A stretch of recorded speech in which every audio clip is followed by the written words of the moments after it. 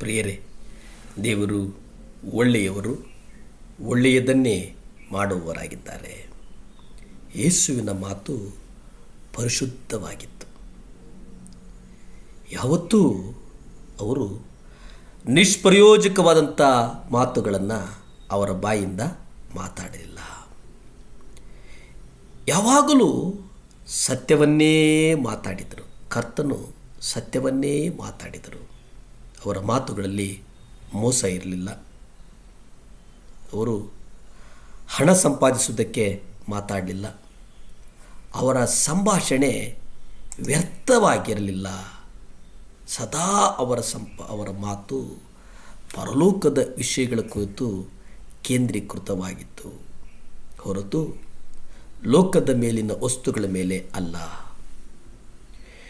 ಈ ಲೋಕದ ವಸ್ತುಗಳನ್ನು ಕರ್ತನು ಉಪಯೋಗಿಸಿದ್ದು ನಿಜ, ಆದರೆ ಎಂದೂ ಆತ ಅವುಗಳನ್ನು ಪ್ರೀತಿಸಲಿಲ್ಲ, ಅವುಗಳಿಗೆ ಅಂಟಿಕೊಳ್ಳಲಿಲ್ಲ.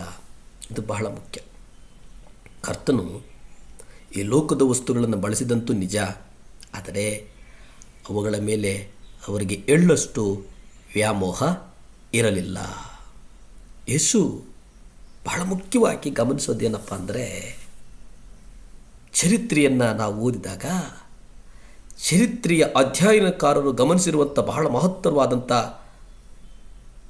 ಒಂದು ಸಂದೇಶ ಏನಪ್ಪ ಅಂದರೆ, ಕರ್ತನು ಎಂದೂ ಇತರರನ್ನು ಕೀಳಾಗಿ ಕಾಣಲಿಲ್ಲ. ಯಾರನ್ನೂ ನೋಯಿಸುವ ಮಾತುಗಳನ್ನಾಗಲಿ ಜೋಕ್ಗಳನ್ನಾಗಲಿ ಆಡಲಿಲ್ಲ. ಅಂದರೆ ಇತರರಿಗೆ ಕಿಂಚಿತ್ ನೋವುಂಟು ಮಾಡುವ ಹೇಳಿಕೆಗಳನ್ನು ಕರ್ತನು ನೀಡಲಿಲ್ಲ. ತನ್ನ ಶಿಷ್ಯರ ಬೆನ್ನ ಹಿಂದೆ ಅವರ ತಪ್ಪುಗಳ ಬಗ್ಗೆ ಅವನು ಮಾತಾಡಲಿಲ್ಲ. 3 ವರ್ಷಗಳ ಕಾಲ ತನ್ನ ಇತರ 11 ಶಿಷ್ಯರ ಮುಂದೆ ಯೂದನನ್ನು ಯೇಸು ಬಹಿರಂಗಪಡಿಸಲಿಲ್ಲ ಎಂಬುದು ನಿಜವಾಗಿಯೂ ಆಶ್ಚರ್ಯಕರವಾದದ್ದು. ಕಡೇ ಭೋಜನ ವೇಳೆಯಲ್ಲಿಯೂ ಕೂಡ ಅವರ ಗುರುವನ್ನು ಹಿಡುಕೊಡುವವನು ಯಾರೆಂದು 11 ಜನ ಶಿಷ್ಯರಿಗೆ ಊಹಿಸುವುದಕ್ಕೆ ಆಗಲಿಲ್ಲ.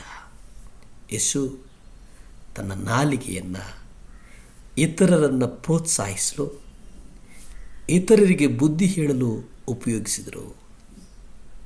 ತಮ್ಮ ನಾಲಿಗೆಯಲ್ಲಿ ದೇವರ ಕೈಯಲ್ಲಿನ ಉಪಕರಣವಂತೆ ದೇವರಿಗಾಗಿ ಬಳಸುವ ಉಪಕರಣವಾಗಿ ಕೆಲಸ ಮಾಡಿದರು. ಬಳಲಿ ಹೋದವರಿಗೆ ಸಂತೈಸುವ ಮಾತುಗಳನ್ನು ಆಡಿದರು. ಯೆಶಾಯ ಪತ್ರಿಕೆ 50ನೇ ಅಧ್ಯಾಯ 4ರಲ್ಲಿ ಬಹಳ ಸ್ಪಷ್ಟವಾಗಿ ನಾವು ಗಮನಿಸ್ತೇವೆ ಪ್ರಿಯರೇ. ಅಲ್ಲೇ ಕರ್ತನು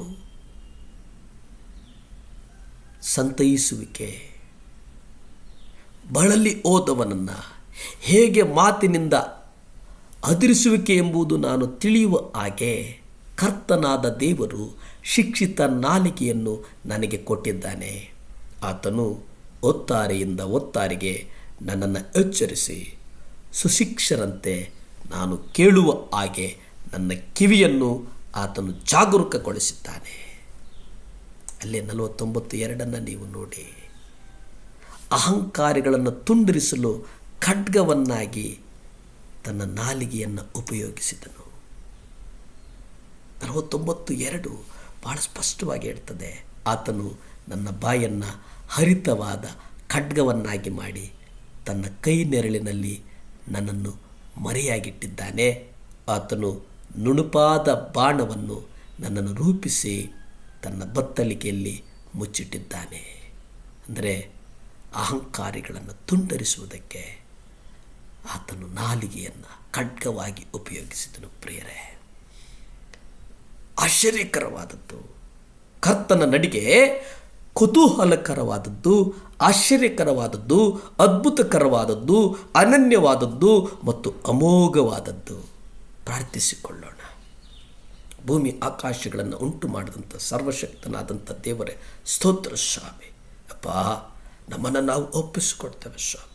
ಯೇಸುವೇ, ನಮ್ಮ ಪಾಪಗಳು ತೊಳೆಯಲ್ಪಡಲಿ, ನಿಮ್ಮ ರಕ್ತದಿಂದ ತೊಳೆಯಲ್ಪಡಲಿ ಸ್ವಾಮಿ. ವಿಶೇಷವಾಗಿ ದೇವರೇ ಮಕ್ಕಳಿಗಾಗಿ ಪ್ರಾರ್ಥಿಸ್ತೇನೆಪ್ಪ. ವಿಶೇಷವಾಗಿ ಸ್ವಾಮಿ ಮಕ್ಕಳು ಶಾಲೆಗೆ ಹೋಗುವ ಮಕ್ಕಳಿಗಾಗಿ ಬೇಡ್ತೇನೆ ದೇವರೇ. ಆ ಮಕ್ಕಳಿಗೆ ಫೀಸ್ ಕಟ್ಟೋದಕ್ಕೆ ಯಾರ್ಯಾರಿಗಿಲ್ವೋ ಯೇಸುವೇ, ನಿಮ್ಮ ರಕ್ತದಿಂದ ಮಕ್ಕಳು ಫೀಸ್ ಕಟ್ಟೋದಕ್ಕೆ ಕೃಪೆ ಕೊಡು ಸ್ವಾಮಿ. ಮಕ್ಕಳನ್ನು ಆಶೀರ್ವದಿಸಪ್ಪ, ಮಕ್ಕಳನ್ನು ಆಶೀರ್ವದಿಸಪ್ಪ, ಮಕ್ಕಳನ್ನು ಆಶೀರ್ವದಿಸಪ್ಪ. ಯೇಸುವಿನ ನಾಮದಲ್ಲಿ ಬೇಡ್ತೇನೆ ತಂದೆ. ಆಮೇನ್, ಆಮೇನ್, ಆಮೇನ್.